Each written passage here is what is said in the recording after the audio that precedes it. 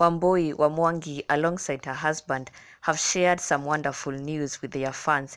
Wambui wa Mwangi niwe wakorwo akirekereria ndumiriri ino kugerera Facebook yake akiuga they have welcomed a newborn baby.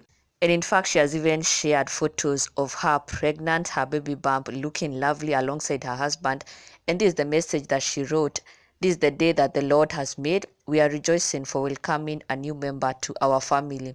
Welcome home, baby Asha Mwangi. Wow, congratulations to them. Na mafans ni makorwo makiyumiria na njira nene kuma congratulate o hamwe na fellow celebrities matongoretio ni Karango Muraya akiuga congratulations, wa muci wa Kenyari akiuga wow, congratulations mama and baba Asha, God has done it for you. No tukite Shikabaya wa Gîkeno TV akiuga congratulations dear, and so many other of their followers. Grace wa Munyaka akiuga congratulations mama boys. Priska Shege, congratulations Wambo, more blessings.